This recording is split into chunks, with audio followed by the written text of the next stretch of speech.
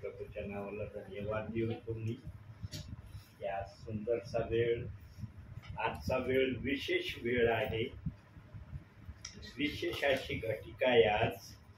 कारण आज या परिवारामध्ये देव बाप्पाने फार आनंदाचा आणि उत्साहाचा क्षण तुम्हाला दिला. समीक्षाच्या वाढदिवसानिमित्त आज जे काही या परिवाराने प्रभूच्या समक्षतेमध्ये छोटासा कार्यक्रम केला, तो आशीर्वादित देव बाप्पाने केला असं मी विश्वास ठेवतो. आणि येणारं वर्ष समीक्षासाठी देव बाप्पाने ज्या प्रकारे प्रार्थनेमध्ये वर्णन केलेलं आहे, त्या प्रकारे समीक्षाला येणारं वर्ष आशीर्वादाचं राहणार. म्हणून आजची भक्ती समीक्षाच्या वाढदिवसानिमित्त विशेष अशी भक्ती असणार आहे. आणि आज विशेष असा संदेश देवबाप समीक्षाच्या वाढदिवसानिमित्त पाठवेल असा मी विश्वास ठेवतो. म्हणून भक्तीची सुरुवात आपण प्रार्थनेने करू. आणि आज समीक्षाचा वाढदिवस आहे. समीक्षा स्टार्टिंगची प्रार्थना करेल. आपण प्रार्थना करू. पवित्र पवित्र पवित्र परमेश्वरा, आकाश आणि पृथ्वी यांची उत्पन्न करते बाप्पा, आतापर्यंत संभवच मी तुला धन्यवाद देते. हो येशू ख्रिस्ता, ही सुंदर शिवे तू आमची जीवनाला जोडलीस म्हणून मी तुला धन्यवाद देते. बाप्पा पासाहेब जोड संदेश सांग बाप्पा, तू तुझ्याच आणि तुझ्याच नावात आशीर्वादित कर. बाप्पा इथे बसले प्रत्येकावर तुझा विपुल आणि विपुल असा आशीर्वाद पाठव. बाप्पा तू म्हणतो जिथे दोघे किंवा तिथे मी उपस्थित आहे. बाप्पा आमचा असा विश्वास आहे की तू इथं उपस्थित आहेस. इथं बसले प्रत्येकावर तुझा आशीर्वाद पाठव. ही छोटीशी प्रार्थना त्यांना प्रभू येशू ख्रिस्त याच्या गोड आणि प्रिय नावात केले म्हणून जाईल. आमेन. एक स्तोत्रवाद आपण काढूया. कारण देव बाप्पाने बायबलमध्ये एक स्तोत्र संहिता विशेष अशा कारणास्तव ठेवलेली आहे. ही केवळ वाढदिवसाच्या कारणास्तव ठेवली अशी नाही. जेव्हा पण आनंदाचा प्रसंग आहे, आनंदाचा क्षण आहे, त्यावेळेला हर सेवकाला, हर सिस्टरला आणि ब्रदरांना त्या स्तोत्र संहितेची आठवण झाल्याशिवाय राहत नाही. म्हणून आजच्या या आनंदाच्या समयामध्ये आपण पण त्या स्तोत्राने देवबाप्पाचा गौरव करूया. आणि त्यातून देवबाप आमच्यासाठी काय आशीर्वाद पाठवतो ते आपण पाहूया. स्तोत्र संहिता 128.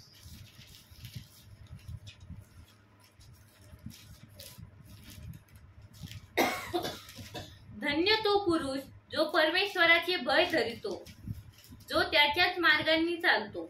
तू आपल्या श्रमाचे फळ खाशील, तू सुखी होशील, तुझे कल्याण होईल. तुझ्या माझ घरात तुझी स्त्री जणू काय द्राक्षीच्या सफळ विहिरीसारखी होईल.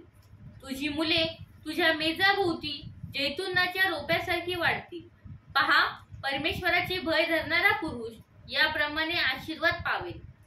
परमेश्वर सियोनातून तुला आशीर्वाद देवो आणि तुझ्या आयुष्याचे सर्व दिवस येरुशलेमाचे कल्याण तुझ्या दृष्टीस पडो.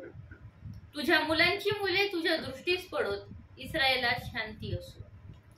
देवबाप या स्तोत्राच्या द्वारे आपण सर्वांना आशीर्वादित करू. प्रियांनो, किती आशीर्वादाचे वचन त्या स्तोत्रामध्ये दिलेले आहेत. आणि पहिला शब्द त्याच्यामध्ये दिलेला आहे, धन्य तो पुरुष. या शब्दाने त्या स्तोत्राचं आरंभ देव बाप्पाने केलेला आहे.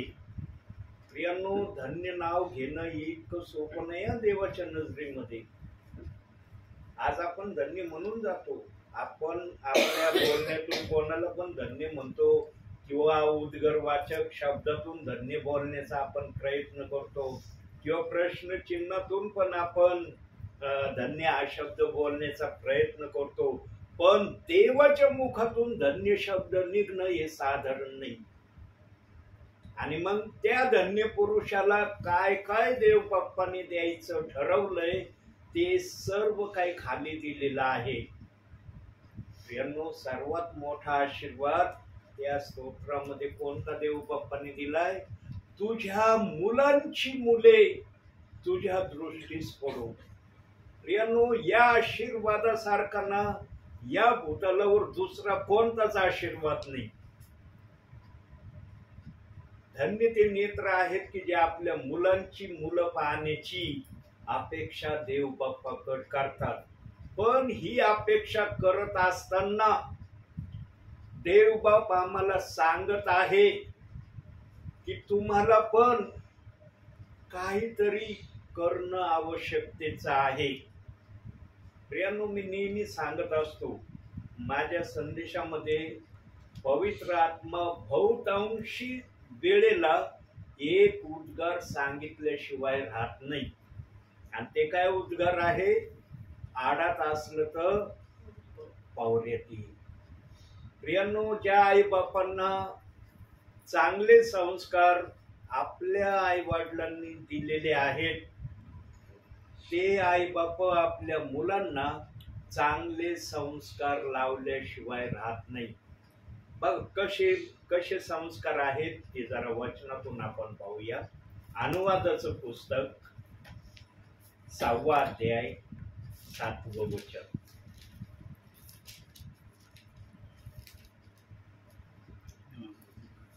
आणि त्या तू आपल्या मुलाबाळांच्या मनावर ठशिव आणि घरी असता मार्गाने चालत असता निसता उठता त्याविषयी बोलत जा.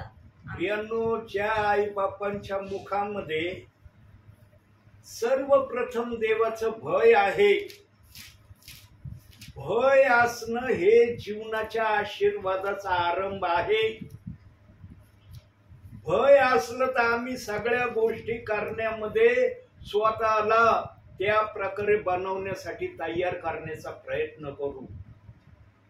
जर आमच्यामध्ये भयच नसलं ना प्रियांनो, मग आम्ही काही करू याची खात्री देता येत नाही. म्हणून देवाने या भयाच्या शब्दाला बघा आणखी एक ठिकाणी व्यक्त केलंय.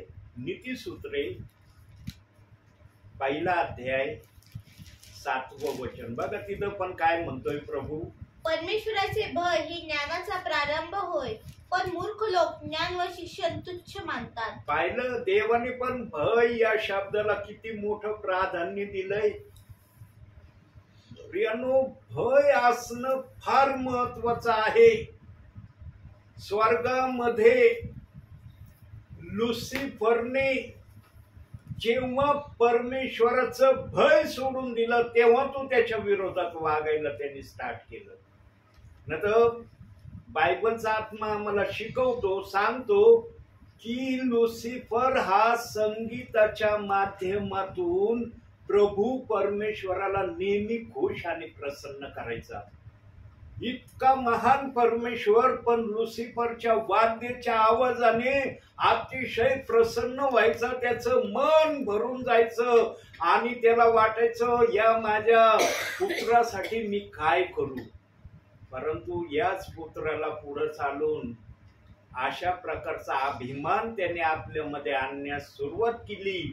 अरे, मी जर परमेश्वराला माझ्या वाद्याच्या कलेने खुश करू शकतो म्हणजे मी पण परमेश्वर होण्याच्या प्राधान्यामधला आहे.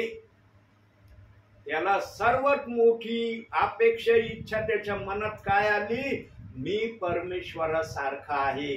परमेश्वराला जे कळतं मला कळतं. परमेश्वर जे करू शकतो ते मी करू शकतो. परमेश्वराला जे अस्तित्व आहे ते माझ्यामध्ये पण अस्तित्व आहे याची जेव्हा त्याला जाणीव त्याने आपल्यामध्ये पाहिली तेव्हा तो म्हणला काही अंतर नाही माझ्यामध्ये आणि परमेश्वरामध्ये.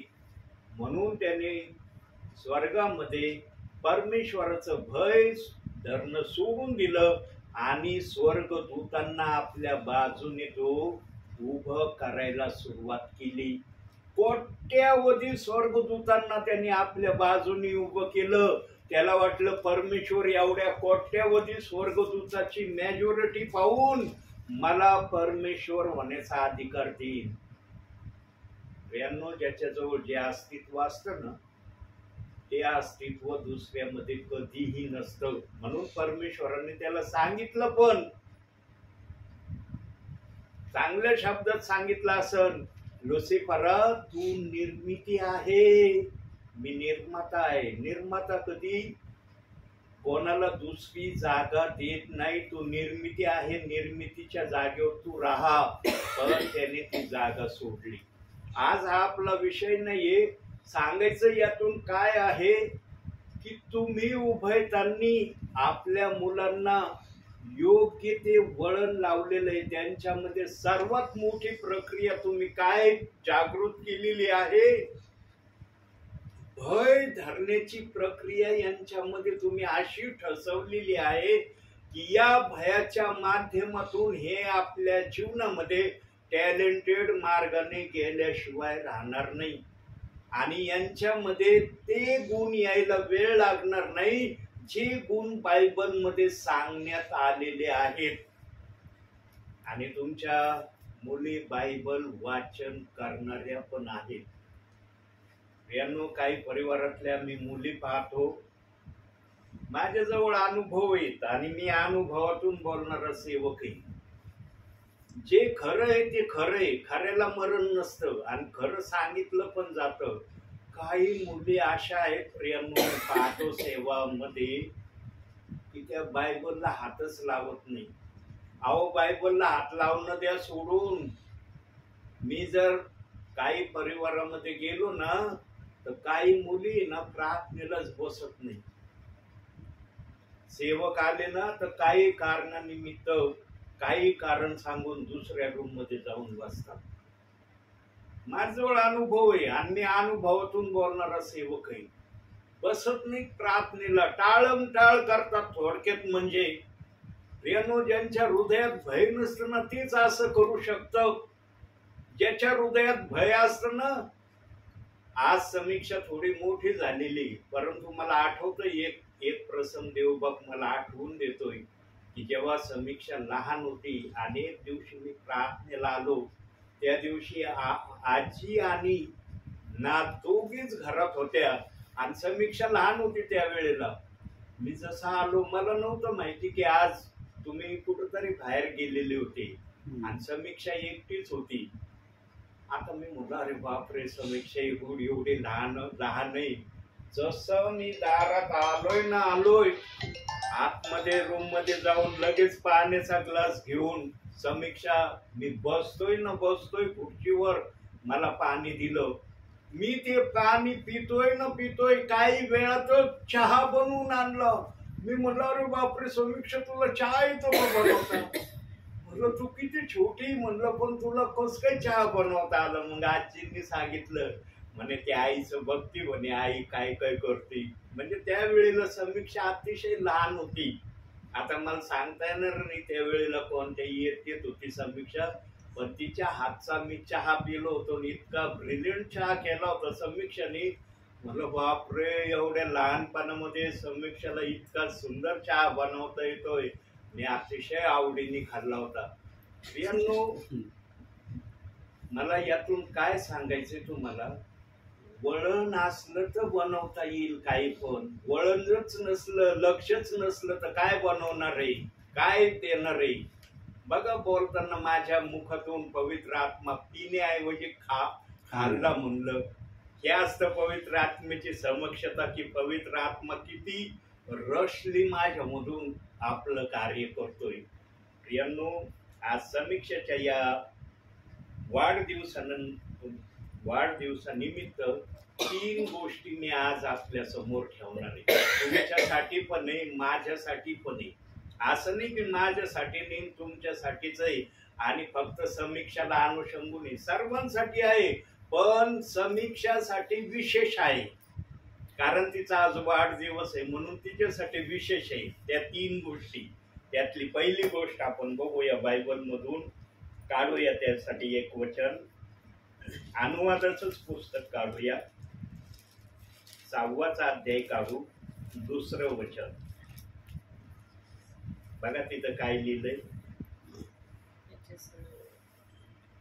तू व तुझे पुत्र पौत्र यांनी परमेश्वराचे भय बाळगून सर्व विधी व आज्ञा ज्या मी तुला सांगत आहे त्या जन्मभर पाळाव्या, म्हणजे तू जेथे तेथे चिरकाल राहशील. बघा, जन्मभर आज्ञा पाळण्याचा आदेश समीक्षाला पण आहे आम्हाला पण आहे. आता जे आई वडील आहेत त्यांना पुत्र पौत्र पाहण्यापर्यंतचा शब्द स्टार्टिंगला देव बाप्पांनी दिलाय, परंतु आज्ञा हा शब्द सर्वांसाठी कॉमन प्रभूंनी ठेवलाय. तिथं असं नाही की आज्ञा फक्त ठराविक लोकांसाठी आहे, बाकीच्यांना आज्ञेतून वगळलंय. प्रियांनो, ज्यांच्या जीवनामध्ये परमेश्वराचं भय धरून आज्ञा मानून जे प्रभू मध्ये चालतात ना, त्यांच्या चेहरेकडे पाहिल्याबरोबर त्यांचा चेहरा, पहिली गोष्ट काय सांगतो माहिती, त्यांचा चेहरा बघा. आता तुम्हाला अनुभव येईन, जसं तुम्ही वचनात वाढताल ना, तसं तुम्हाला देवबाप आत्मा पुरवीन आणि तुम्हाला पण ते समज देईल की एखादा व्यक्ती आशीर्वादित आहे किंवा नाही हे कसं ओळखायचं. प्रियांनो, एखादा व्यक्ती आशीर्वादित आहे किंवा नाही याचं सर्वात मोठं प्रमाण देवबाप्पाने सेवकाला, विश्वासणाऱ्यांना काय दिलं माहिती का? जे बायबल वाचक असतात, प्रार्थना करणारे असतात आणि आज्ञेने वागण्याच्या प्रयत्नात असतात ना, त्यांचे चेहरे सर्वात पहिले चमकदार असतात.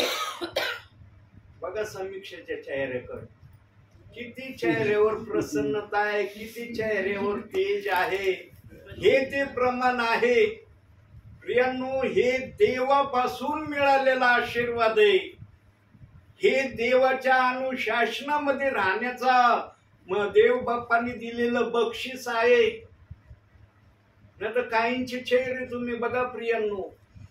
आता मी प्रत्येक ठिकाणी जाणारा सेवक आहे, माझ्याजवळ प्रत्येक गोष्टीच्या सुईच्या टोका एवढा अनुभव मी माझ्याजवळ अनुभवलेला आहे किंवा अनुभवतोय. पण देवबाप मला जेवढं बोलण्याची प्रेरणा देतो तेवढंच मी सांगतो. आज कुणी एवढे खुश नसतील एवढी समीक्षा खुश आहे. आणि ती काय बोलली, जेवण करत असताना आपण, आज मी जे सांगन ते तुम्ही केलंच पाहिजे. बोलली का नाही ती? ऐकून घ्यावं लागलं का नाही? मी आज म्हणलं ना तुम्हाला खावं लागेल, थोडं जास्त खाल्लं मी पण. कारण प्रियांनो, हा आनंद असतो देव बाप्पाकडून मिळालेला आशीर्वाद. म्हणजे नुसतं खाण्याबद्दलचं नाही देव बाप्पाला सांगायचं, पण त्याच्यामध्ये देव बाप्पाने ठेवलेला आशीर्वाद काय आहे हे महत्वाचं आहे. आणि असा प्रसंग, अशा गोष्टी काही परिवारामध्ये होत नाही प्रियांनो. काही परिवारामध्ये तर नुसतं एखाद्याचा वाढदिवस असला ना तर केक सुद्धा कापला जात नाही प्रियांनो. तुम्हाला हे दुसरी एक बाजू सांगतो. ही जर पहिली बाजू अशी देवबाप प्रगट करतोय ना, तर दुसरी बाजू काही ख्रिस्ती परिवारामध्ये अशी आहे की तिथं कुठल्या प्रकारचं काही होत नाही. का होत नाही? ज्या ठिकाणी प्रभूचं भय नाही ना, तिथं प्रभू काय होऊ देत नाही. असं नाही की त्या परिवाराजवळ त्या आणण्यासाठी काही नाहीये, त्यांच्याजवळ सगळे, पण देव मान्यता देत नाही. ज्या परिवारामध्ये देव बाप ना खुश आहे ना, तिथं काही होत नाही प्रियांनो. हे थोडक्यामध्ये तुम्हाला मला सांगायचं आहे. ज्या परिवारामध्ये भय आहे त्या परिवारामध्ये वेगवेगळ्या तऱ्हेचा आनंद आहे. म्हणून वचन पण काय आलं की तू व तुझे पुत्र पौत्र यांनी परमेश्वराचे भय धरावे आणि आज्ञा पाळाव्या.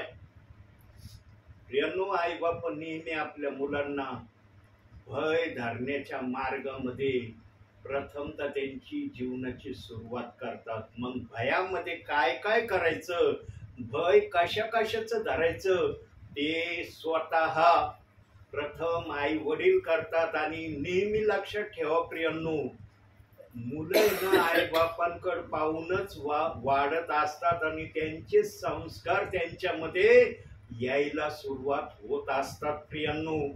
आई बाप ज्या वाटेने चालतील ना त्याच वाटेने मुलं चालण्याचा प्रयत्न करतात. ते कधी वाट बदलीत नाही. म्हणून जुने विचाराचे जाणकार लोक काय म्हणतात, वळणाचं पाणी नेहमी वळणाला जातं, ते दुसरीकडे नाही जात बरं का. वळणाचं ज्या वळणाला ते जायचं तिथंच जातं. मग ते लहान पाणी असो मोठं पाणी असो त्याचं वळण तेच आहे. म्हणून ज्या आई बापांनी आपल्या मुलांना चांगल्या वळणावर आणलेलं आहे त्यांच्या परिवारामध्ये देव बाप पण आनंदाचे क्षण ठेवतो आणि त्या क्षणामध्ये या दासाला पण आज सम्मिलित होण्याचा देव बाप्पाने थोडा बहुत सन्मान दिला. प्रियांनो, सेवकांना अशा प्रसंगामध्ये सम्मिलित होण्यासाठी त्या सेवकांमध्ये पण देव बाप्पाला खुश करण्याची प्रक्रिया असेल ना, तर देव बाप म्हणतो जा. आता आज मी म्हणू शकतो जाऊ सर, आज समीक्षाचा वाढदिवस आहे, त्यांना चांगल्या प्रकारे सेलिब्रेशन करू द्या. माझा रविवारचा दिवस आहे, प्रार्थनेला जायचा, मी कशाला शनिवारी जाऊ. पण देव बाप्पाने मला दाखवलं, जा बाळा, मी आज तुला मान्यता देतो. आणि देव बाप्पाने दाखवल्यावर मी वेळ लावित नाही. प्रियांनो, आज दिवसभर मी थकलोय प्रियांनो, पण देव बाप्पाने मला दाखवलं. बिछाण्यावर मी 5 वाजल्यापासून झोपलो होतो. 5 पासून जवळजवळ 6, 6:15 पर्यंत मी झोपलो आज बिछाण्यावर. आणि जेव्हा उठलो ना, देव बाप्पाने अशी एक आनंदाची आणि उत्साहाची लहर माझ्या अंगामध्ये भरून आल्यासारखं मला जाणवलं. आणि देव बाप्पा म्हणला, बाळा आज तुला तिकडे जायचंय. लगेच मी सगळे आवरायची तयारी केली आणि लवकरात लवकर इथपर्यंत आलो. प्रियांनो, संदेश चालू असताना लक्षात ठेवा, कधी पण ही बात लक्षात ठेवा, संदेश चालू असताना देव बाप आपली मर्जी आपल्या विश्वासणाऱ्यांना सेवकाच्या द्वारे कळवतो. सेवक स्वतःचा नसतो संदेश सांगताना, पण तो सेवक नसतो जो आत्म्याने बोलतो. आत्मेवाल्याच देव बाप इथं सांगत आहे. बुद्धीने बोलणारा काय बोलेल आणि काय करील मला माहिती नाही, पण आत्म्याने सेवा करणारा तेच सांगन जे आत्मा त्याला बोलण्यासाठी उत्साहित करील. प्रियांनो, समीक्षाच्या जीवनामध्ये सर्वात प्रथम परमेश्वराचं भय आहे. आता दुसरी गोष्ट बघूया, समीक्षाच्या जीवनामध्ये आणि आमच्या जीवनामध्ये काय असणं गरजेचं आहे. त्यासाठी काढूया आपण अनुवादाचंच पुस्तक 5वा अध्याय 35वे वचन. यास्तव तुम्ही आपला देव परमेश्वर याच्या आज्ञा मान्य करून पाळा, उजवी डावीकडे वळू नका. आमेन.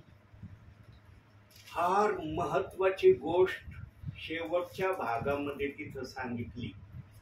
आज्ञाचं तर वचन पहिल्या वचनात पण आलेले आहे, पहिल्या गोष्टीमध्ये, पण दुसऱ्या वचनामध्ये खालच्या भागामध्ये एक विषय सांगितलाय, उजवी डावीकडे वळू नको.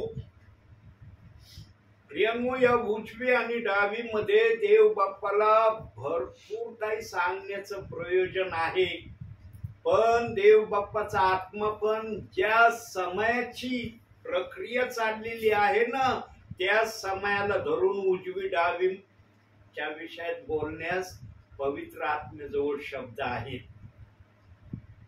आता उजवी डावी म्हणजे काय? सर्वात पहिलं उजवी डावी म्हणजे काय की ज्या आनंदामध्ये तुम्ही प्रभूमध्ये वाढत आहात, या आनंदापासून तुम्ही कधी दुसरीकडे जाण्याचा प्रयत्न करू नका.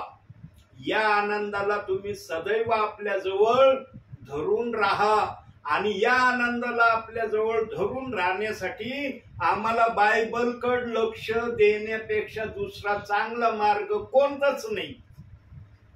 बायबलच आम्हाला आनंदाच्या मार्गामध्ये आम्ही कसं राहायचं, कसं चालायचं, कसं बोलायचं, कसं एकमेकाचा सन्मान करण्याच्या प्रक्रिया आम्ही करायच्या, सर्व गोष्टी या बायबलमध्ये दिल्या. पण जो आत्म्याने आणि खरेपणाने बायबल वाचण्याकडे लक्ष देईल त्यालाच हे कळेल.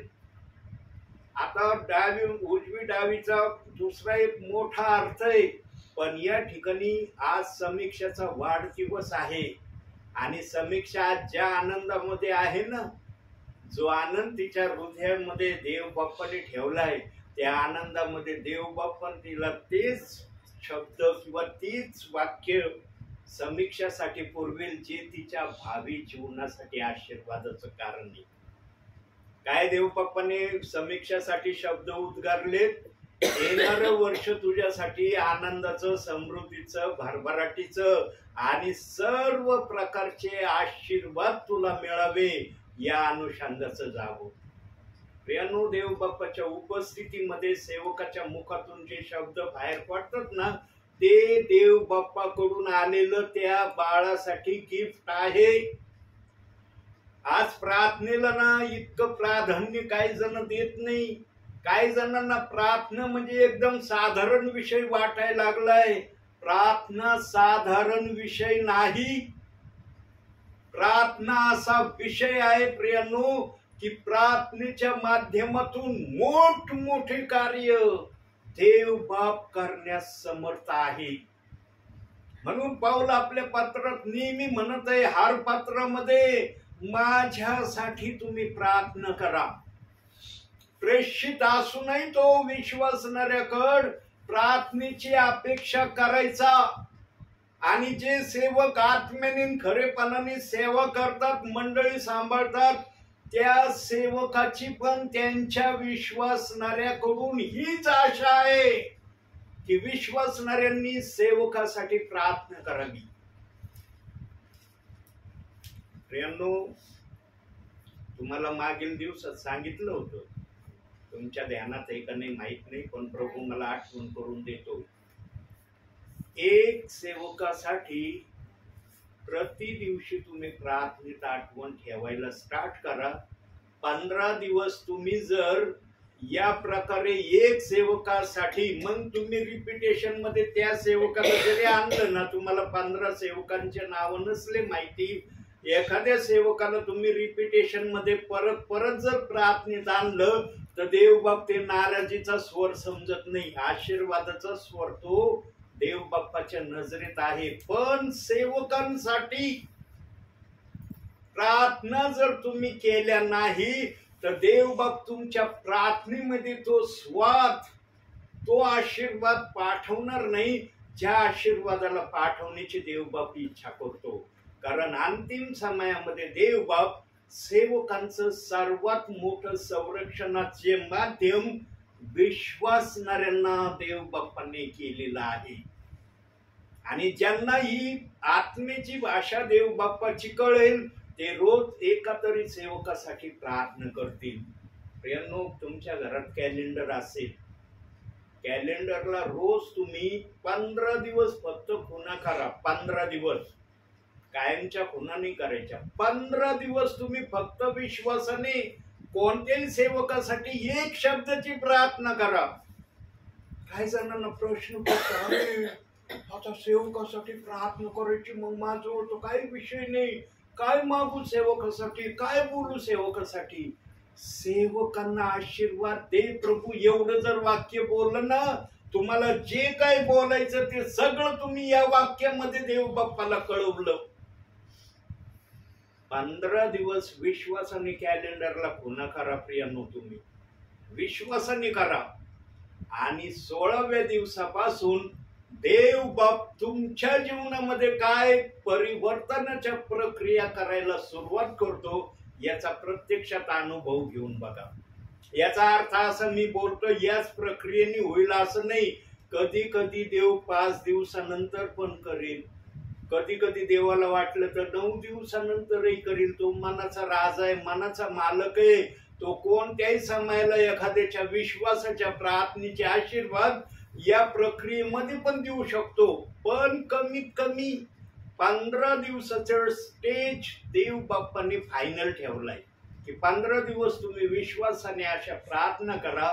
आणि 16व्या दिवसापासून तुम्ही पहा तुमच्या जीवनामध्ये देवबाप तुमच्यासाठी काय करत आहे. आज समीक्षाचा वाढदिवस आहे. समीक्षाने जर स्वतः प्रभूच्या उपस्थितीमध्ये जर निर्णय घेतला, ती वयाने लहान आहे अजून, ती सुज्ञानामध्ये नाहीये, परंतु जर तिने थोडं चांगलं थोडं वाईट एवढं तर समीक्षाला आजच्या समयाला कळतही. बाकीचं काय जरी नसलं कळत तर चांगलं काय आणि वाईट काय एवढं तर समीक्षा समजू शकते. म्हणून समीक्षाने आजच्या दिवसानंतर चला बुवा, सेवकांनी सांगितलं कॅलेंडरला 15 पुन्हा करायच्या. मी विश्वासाने कोणत्याही सेवकासाठी, मला ज्या सेवकाचं नाव माहितीये, सेविकाचं नाव माहितीये, त्यांच्यासाठी मी माझी भोळे बाबडी प्रार्थना करेन. प्रियांनो, देवाच्या समक्षतेमध्ये विश्वासाने तुम्ही ही प्रक्रिया केली ना, जो विश्वासाने देव बाप्पा समोर स्वतःला आणतो ना, देव बाप त्याला कधी रिकामं ठेवत नाही. ते पात्र भरल्याशिवाय देव बाप राहत नाही. प्रियांनो, आज संदेश ऐकायचे म्हणून ऐकले जातात. संदेशाला कृतीमध्ये उतरवण्याच्या प्रक्रिया काही ठिकाणी थांबल्यात. आज या प्रक्रिया थांबल्यात म्हणून आज विश्वासणाऱ्यांची संख्या आज चर्च मध्ये वाढायला तेवढी प्राधान्यता मिळत नाही जेवढी मिळायला पाहिजे. संदेश आज फक्त एक ऐकायचं म्हणून ऐकला जातोय, बसायचं म्हणून बसलं जातंय. त्या संदेशामध्ये आम्ही काय ऐकतो, त्या संदेशातून देवबाप आम्हाला काय शिकवित आहे, काय देवबाप्पाच्या मनात आहे, हे देखील आज काही सेवकांना सांगता येत नाही. आणि जे सेवक सांगतात त्यांचं मंडळीतले काही जण ऐकत नाही. आज फार वेगळा प्रकार चाललाय प्रियांनो. आत्म्याचं कार्य तेवढं अंतिम समयामध्ये देव बाप्पाला दिसून नाही राहिलं जेवढं दिसण्याची देव बाप्पा अपेक्षा करतो. आणि याला कारण काय, जरा वचनातून आपण बघू. कारण देवबाप जर एवढं सांगतोय तर त्याला काहीतरी पुरावा बायबलचा असला तर. जसं सब्जीमध्ये स्वादिष्ट मसाला टाकल्यावर आता किती स्वादिष्ट सब्जी खाल्ली मी ताईंच्या हाताची, कारण त्यामध्ये उत्कृष्ट मसाला होता म्हणून स्वाद आला होता. तसं या विषयाला स्वादाचं एक वचन बघूया. मत्ती शुभवर्तमान 24 अध्याय 21 वचन.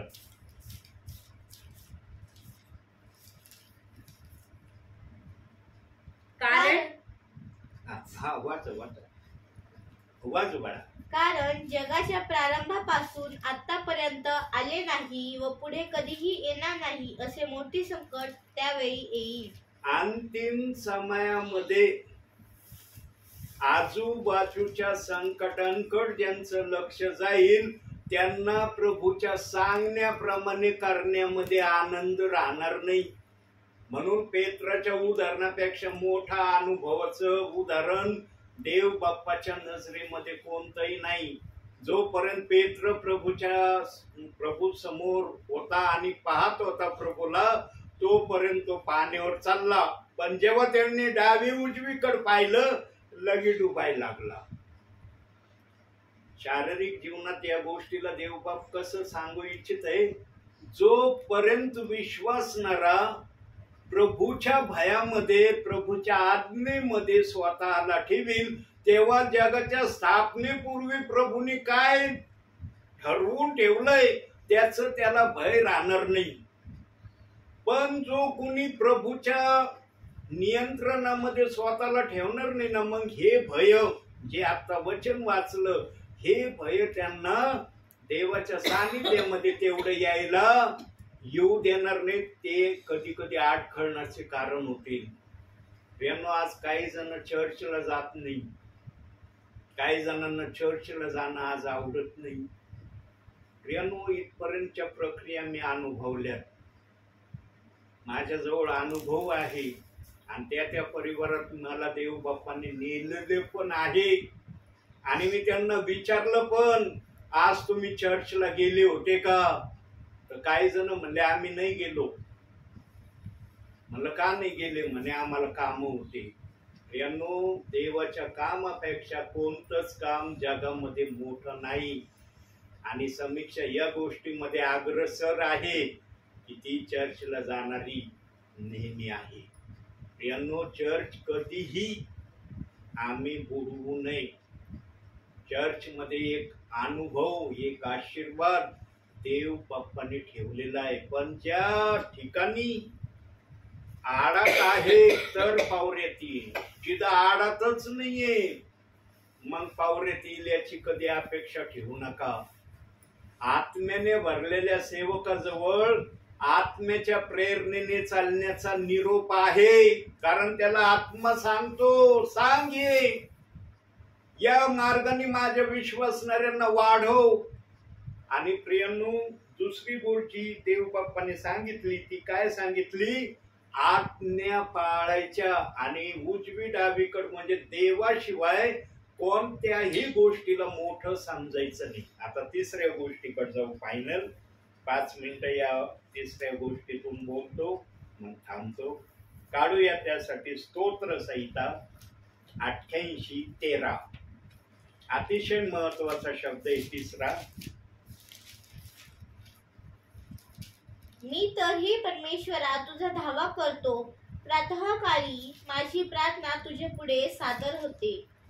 नेहमी आपल्या जीवनामध्ये प्रार्थनेला प्रथम जागा देण्याचा प्रयत्न करा. प्रार्थना म्हणजे आमचा श्वास आहे. बायबल आमचा श्वास आहे. वेगवेगळ्या माध्यमातून या गोष्टीला देवबाप आपल्या विश्वासणाऱ्यांना त्यांच्या भावी जीवनामध्ये आशीर्वाद यावे या कारणास्तव काही गोष्टी देवाचा आत्मा समजण्यासाठी बोलतो. प्रियांनो, प्रार्थना विना कधी आपलं जीवन अधुरं ठेवू नका. प्रार्थनेसाठी वेळ काढा. 24 तासामध्ये बघा, एक जणाचा अनुभव आपण वाचूया प्रार्थनेसाठी. दानिएलचं पुस्तक 6वा अध्याय 10वं वचन.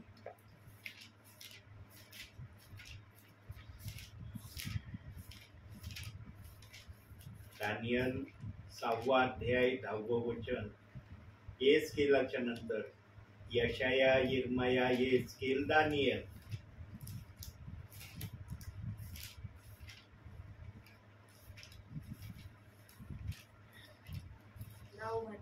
6वा अध्याय 10वं वचन.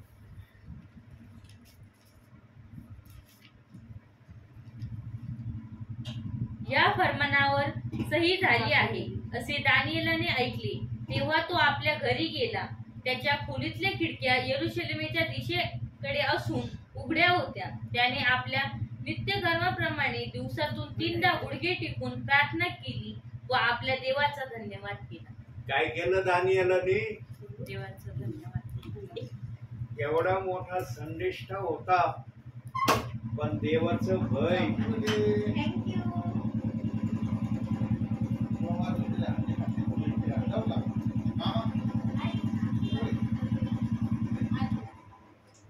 या ना बंधू. पप्पा येवा ना. आत्या मग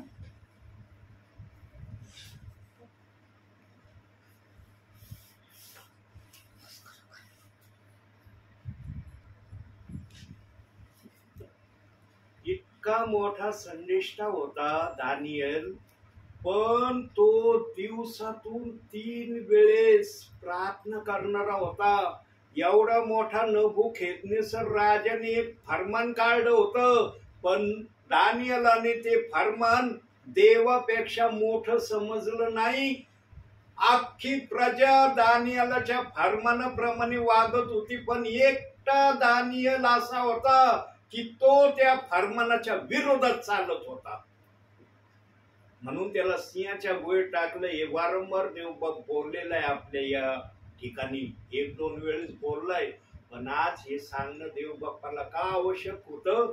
कारण प्रार्थनेमय जीवन जर आमचं असेल तर कोणतंही संकट आमच्यावर देवबाप येऊ देणार नाही. आणि यदा कदाचित जर संकट आलं तर त्यातून देवबाप आम्हाला सोडवेल. अहो 7 दिवस उपाशी असलेल्या सिंहाला दानिएला जवळ पाठवलं. लहान लेकरू जसं येऊन बसतं ना आपल्या आईबापांसमोर, तसा सिंह येऊन बसला 7 दिवस उपाशी असलेला. अहो साधे नख्यांनी स्पर्श नाही केला दानिएलाला. दानिएलांनी त्याच्या डोक्यावरून हात फिरवला असन. रात्रभर जर ते दोघं त्या सिंहाच्या गोयमध्ये होते, मग दानिएलांनी हात बीत फिरवला असन का नसन? पण सिंहाने काही केलं नाही. का नाही केलं? कारण दानिएल दिवसातून 3 वेळेस प्रार्थना करणारा होता. आपल्या देवाचं स्मरण करणारा होता, त्याची आठवण करणारा होता. आणि प्रार्थनामय जीवन त्याचं होतं. जे देवाच्या संपर्कात राहतात ना प्रियांनो, ते कधीही देवाला न आवडणाऱ्या गोष्टी न करण्याच्या प्रक्रियेत असतात. प्रार्थना साधारण नाही प्रियांनो. आज प्रार्थनेला ना इतकं महत्व काही ठिकाणी देत नाहीत काही जण, कारण ज्यांच्या मनामधून प्रभूचं भय उतरतं ना प्रियांनो, त्यांना प्रार्थनेचं पण भय कळत नाही. म्हणून पहिला शब्द आला की भय तुमच्या जीवनात असणं महत्वाचं आहे. आणि जे आई बाप प्रभूच्या भयात राहतात ना, ते आई बाप आपल्या मुलांना प्रभूच्या भयामध्ये चालण्यासाठी मुलांना तयार केल्याशिवाय राहत नाही. आणि ते मला या परिवारात दिसतं प्रियांनो. जेव्हापासून देव बाप्पांनी तुमच्या परिवाराचा दरवाजा माझ्यासाठी उघडलाय प्रार्थनेचा, तेव्हापासून मी अनुभवतोय. तेव्हा तर या मुली लहानाल्या होत्या, पण आता थोड्याशा मोठाल्या झाल्यात. लहानपणापासून या मुलींचं वळण मी पाहिलंय आणि आज तर थोड्याशा समजदार वृत्तीमध्ये या मुली आहेत. आणि समीक्षाचं मी उदाहरण सांगितलं ना, इतकी छोटी होती पण या बाळाने मला चहा बनवला होता. माझ्या ध्यानामनातही आलं नव्हतं. मला आजी तर चहा नाही भेटणार भाऊ मला. म्हणलं आता हे लहान बाळ काय करणार आहे. म्हणलं आजींना मी तकलीफ नाही देणार. म्हणणार नाही आजी तुम्ही चहा करा. म्हणलं आता हे लहान बाळ आहे, पाणी पिऊन आपलं शांत बसा. पण समीक्षाने असा चहा बनवला की मला पण आश्चर्य वाटलं. मी तिला बोलून दाखवलं त्यावेळेला. म्हणलं बाळा इतका सुंदर चहा तू बनवला, मला वाटतही नव्हतं की तू इतका सुंदर चहा बनवशील. बोललो होतं ना बाळा मी, आठवतंय ना.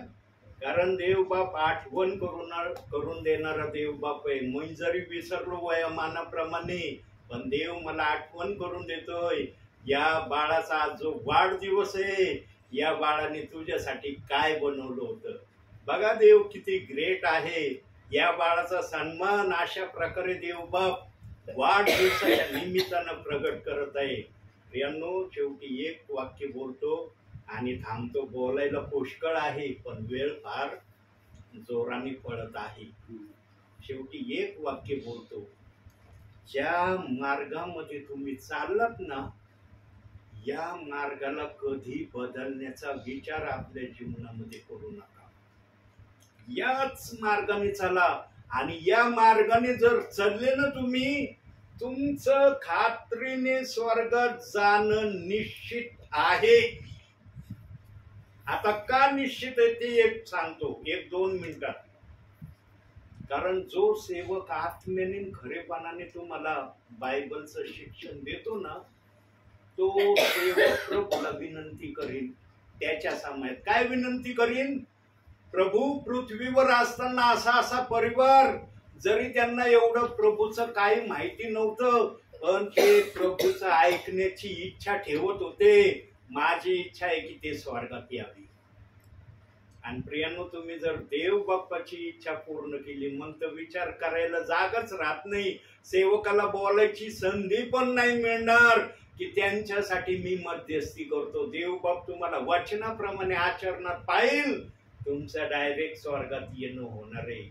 प्रियांनो, स्वर्गात जाणं सोपं पण आहे आणि स्वर्गात जाणं कठीण पण आहे. देवाचं ऐकलं नाही तर कठीण आहे, देव बाप्पाचं ऐकलं तर सोपं आहे.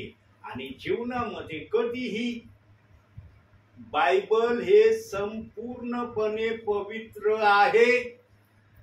त्याच्यामध्ये कुठली शंका नाही, त्याच्यामध्ये कुठला दोष नाही, त्याच्यामध्ये कुठलाही प्रकारचा देव बाप्पाने मनुष्य त्याला दोष लावेल अशी प्रक्रिया ठेवलेली नाही. म्हणून वचनामध्ये सदैव राहण्यासाठी स्वतःला तयार ठेवत जा. आणि आज समीक्षाच्या वाढदिवसानिमित्त समीक्षाला देव बाप्पाने 3 प्रकारचे गिफ्ट दिलेले आहेत वचनाचे. कोणते. पहिलं भय धरण्याचा आदेश दिलाय, दुसरा आज्ञा मानण्याचा आदेश दिलाय आणि तिसरा आदेश प्रार्थना करण्याचा दिलाय. समीक्षा बाळाने जर या 3 गोष्टींना आपल्या जीवनामध्ये, लहान आहे ती, इतकी समजदार नाही, पण जसं पण हे बघा देव बाप काय म्हणतो, लहान मुलांना मस्कड यायला मनाई करू नका.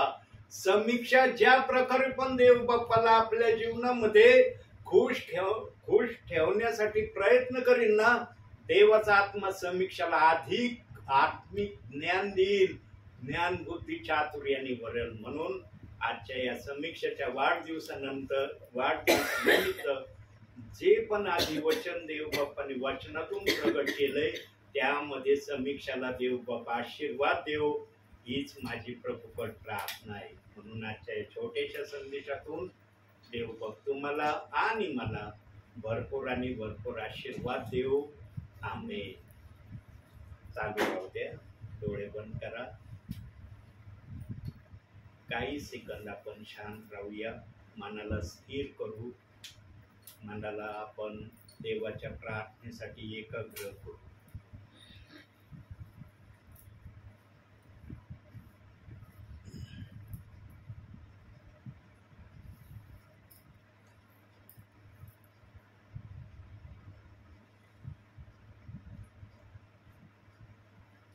धन्यवाद के साथ स्तुति गाऊंगा, हे यीशु मेरे खुदा, उपकार है तेरे बेशुमार, कोटि कोटि स्तुति धन्यवाद.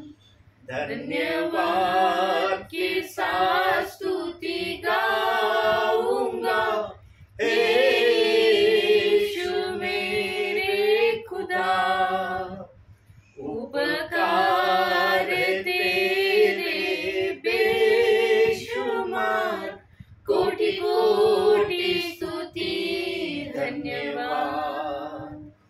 योग्यता से बढ़ के दिया है अपनी दया से तूने मुझे, योग्यता से बढ़ के दिया है अपनी दया से तूने मुझे, मांगने से ज्यादा मिला मुझे, आभारी हूँ प्रभु मैं. मांगने से ज्यादा मिला मुझे, आभारी हूँ प्रभु मैं.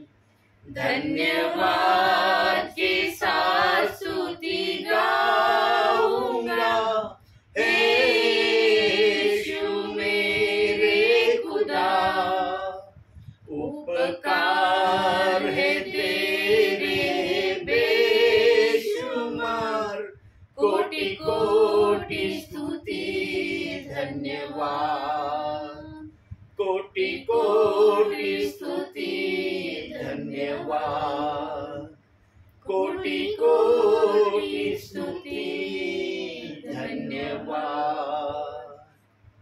होय माझ्या बापा, अगणित अशा तुझ्या उपकारासाठी आम्ही तुला धन्यवाद देतो, तुझा जय जयकार करतो, तुला स्तवितो, तुला उंचावितो, तुला गौरव देतो माझ्या बापा.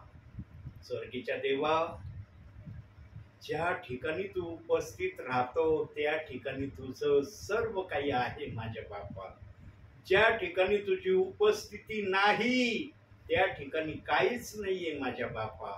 आणि जेव्हा जेव्हा तुझ्या दासाला तू या परिवारामध्ये आत्म्याने आणि खरेपणाने पाठवलेला आहे, तेव्हा तेव्हा तुझ्या या दासाला या गोष्टीचा तू अनुभव दिलेला आहे की तुझी उपस्थिती या ठिकाणी आहे. आणि दोन प्रकारचे प्रकार या जागेमध्ये तुझ्या उपस्थितीचे तू आम्हाला दाखवलेले पण आहे माझ्या बापा.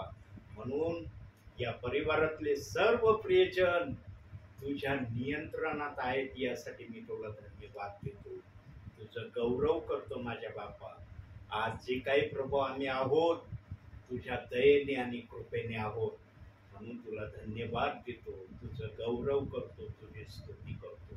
आपल्यासाठी प्रेरणा प्रार्थना करीन. पवित्र पवित्र पवित्र सेनाधीश परमेश्वरा, आकाश आणि पृथ्वी यांचे उत्पन्न करते ईश्वराच्या बाप्पा, आतापर्यंत सांभाळच म्हणून मी तुला धन्यवाद देते. हो ईश्वराजा, ही सुंदर शिवे तू आमच्या जीवनात जुडलीस त्याबद्दल तुझे खूप खूप धन्यवाद ईश्वराजा. हो ईश्वराजा, आज विशेष प्रार्थना करते बाळ चुटकीसाठी. हो ईश्वराजा बाप्पा, तिला तू आतापर्यंत सांभाळच म्हणून मी तुला धन्यवाद देते. हो ईश्वराजा बाप्पा, सर्व अडचणीपासून सर्व संकटांपासून तिचं तारण करता, उद्धार करता आणि रक्षण करताना तू झालास ईश्वराजा. इथून पुढे तिला तू असं सांभाळ ईश्वराजा. हो प्रभू ख्रिस्ता, तुझं ज्ञान बुद्धीच्या आतुरेच तिला रे ईश्वराजा. तिच्याद्वारे तू उंचाला जा आणि तू गौरव जा ईश्वराजा. हो प्रभू ख्रिस्ता, तिचा उपयोग तू तुझ्या गौरवासाठी करून घे. हो ईश्वराच्या बाप्पा, शालेय जीवनात लागणाऱ्या ज्ञान बुद्धीच्या आतुरे तू तिला पुरव आणि तुझ्याच नावाचं गौरव. हो ईश्वराजा, आम्ही जे आज वचन असलं ते तू आशीर्वादित कर. आजचा संदेश तुझ्याच आणि तुझ्याच नावात आशीर्वादित कर. हो ईश्वराजा, तो संदेश ऐकणाऱ्या प्रत्येकावर तुझा आशीर्वाद पाठव ईश्वराजा. हो प्रभू ख्रिस्ता, यात आमच्याद्वारे तू उंचावले जा आणि तू गौरव जा. हो ईश्वराजा, तू म्हणतो दोघी किंवा तिघे तिथे मी उपस्थित आहे. हो ईश्वराजा, तू आमच्यात उपस्थित आहेस आमचा विश्वास आहे बाप्पा.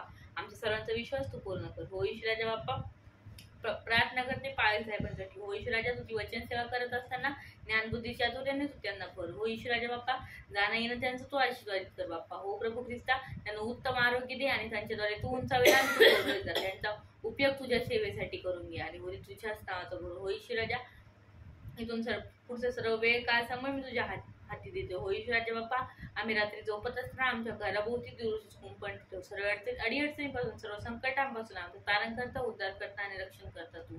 छोटीशी प्रार्थना तारणा प्रभू यीशू ख्रिस्त त्याच्या गोडांकडे सांगतील म्हणून पितेतोय. आमेन. आणखी मागतो स्वर्गीय बापा, आज आपल्या दासाला पण बोलण्यासाठी तू प्रेरणा देत आहे. धन्यवाद माझ्या बापा. स्वर्गीच्या देवा, तुझा दास या परिवारासाठी एवढीच प्रार्थना, एवढीच मध्यस्थी करत आहे. स्वर्गीच्या देवा, ज्या आनंदामध्ये, ज्या समाधानामध्ये, ज्या आशीर्वादामध्ये तू यांना ठेवलेला आहे माझ्या बापा, याच गोष्टीमध्ये सदैव या परिवाराला तू ठेवावं अशी मी तुला विनंती करतो माझ्या बापा. या दुष्टाची वाईट नजर या परिवारावर कदापिही पडू देऊ नको माझ्या बापा. त्या दुष्टाला या अंगणामध्ये सुद्धा माझ्या बापा तू येऊ देऊ नको अशी मी तुला प्रार्थना करतो. आज स्वर्गीय बापा, या उभयतांनी आपल्या मुलांना जे काही वळण लावलं आहे, ज्या पण मार्गाने चालण्यासाठी यांना त्यांनी तयार केलेला आहे किंवा तयार करत आहेत माझ्या बापा, या मार्गामध्ये त्यांना पण तू सहाय्यता कर, मदत कर, आशीर्वाद दे. स्वर्गीच्या देवा, एकंदर या परिवाराचं सर्व नियंत्रण तुझ्या हातामध्ये राहू दे माझ्या बापा. आणि ज्याला त्याला आपापल्या परिमाणाप्रमाणे तू सहाय्यता कर, मदत कर, आशीर्वाद दे माझ्या बापा.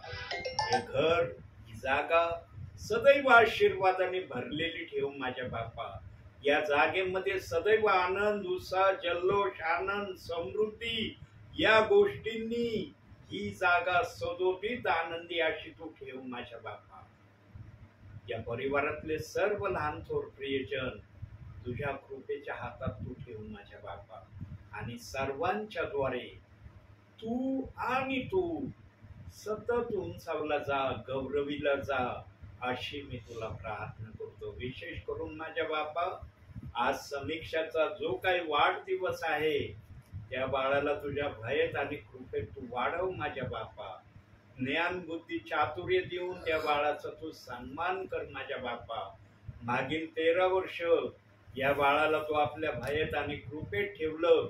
आज नवीन वर्षाच्या पहिल्या दिवसामध्ये या बाळाला तू आणलेला आहे, यासाठी तुझे मनपूर्वक मी आभार मानतो. या वर्षामध्ये समीक्षाला भरघोस अशा आशीर्वादाने तू भरून काढ माझ्या बापा. ज्ञान बुद्धी दे. प्रत्येक गोष्टीमध्ये, प्रत्येक कार्यामध्ये समीक्षा जे काही मन लावून करण्याचा प्रयत्न करेल, त्यामध्ये तिचाच विजय झालेला समीक्षाला प्रत्येक वेळेला पाहायला तू लाव माझ्या बापा अशी मी तुला विनंती करतो. एकंदरीत समीक्षाचं जीवन तुझ्या भयत आणि कृपेत राहू दे अशी मी तुला प्रार्थना करतो. स्वर्गीच्या देवा, काय मागावं काय बोलावं हे समजत नाही. पण तुझा आत्मा मला जे काय बोलण्याची प्रेरणा देतो, ज्या काही विनंती करण्यासाठी आमच्या मुखातून शब्द काढतो, तेवढंच आम्हाला बोलता येतं माझ्या बापा. कारण आमची बुद्धी तुझ्या पवित्र आत्मेच्या सामर्थ्यासमोर काहीही करू शकत नाही. तुझा आत्मा जे करू शकतो ती आमची बुद्धी करू शकत नाही माझ्या बापा. जे काही समीक्षा बाळासाठी तू जे पण शब्द प्रार्थनेमध्ये उच्चारलेले आहेत माझ्या बापा, त्या शब्दाप्रमाणे समीक्षाला सर्व काही तू प्रदान कर. आणि विशेषतः माझ्या बापा, जे या घराचे प्रमुख आहेत त्यांचे आई वडील, यांना पण स्वर्गीच्या देवा तुझ्या पवित्र आत्मेच्या सामर्थ्याने कशा प्रकारे प्रभूमध्ये चालायचं आणि कशा प्रकारे सांसारिक जीवनामध्ये चालायचं या गोष्टीचं ज्ञान आणि भय आणि चातुर्य या उभयतांना तू प्रदान कर, अशी ही प्रार्थना करतो. आमच्या आईंसाठी पण प्रार्थना करतो माझ्या बापा.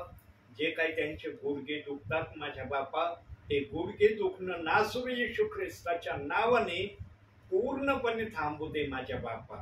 आणि त्यांना या वयामध्ये उत्तम आरोग्य देऊन त्यांचं जीवन तू आशीर्वादित कर माझ्या बापा. या वयापर्यंत आमच्या आईंना तू सांभाळलं, यासाठी तुझे मनपूर्वक आभार मानतो माझ्या बापा. एकंदरीत या संपूर्ण परिवाराला आशीर्वादाच्या अधीन तुझा सेवक करत आहे आणि यांना आशीर्वादानेच तू भरावं अशी मी विनंती करतो. गौरव सर्व माझ्या बापा मी तुला देतो. धन्यता आणणारा प्रभू येशू ख्रिस्त याच्या प्रिय आणि गोड नावानं मागतो म्हणून तो ऐक माझ्या बापा. आमेन. हे आमच्या स्वर्गातील बापा, तुझे नाव पवित्र मानले जाऊ, तुझे राज्य येऊ, जसे स्वर्गात तसे पृथ्वीवर. तुझे इच्छेप्रमाणे हो. आमची रोजची भाकर आज आम्हाला दे, जसे आम्ही आमच्या ऋणास ऋण सोडले तसेच आमचे आम्हास सोड, आणि आम्हास परीक्षा नकोस तर आम्हास वाईटापासून सोड. कारण की राज्य, सामर्थ्य आणि गौरव ही सर्व काळ तुझीच आहे. आमेन. प्रभू येशू रक्त की जय. प्रभु यीशु रक्त की जय. प्रभु यीशु रक्ताचा जय जयकार असो. आमेन. आमेन. बंद कर बाळा.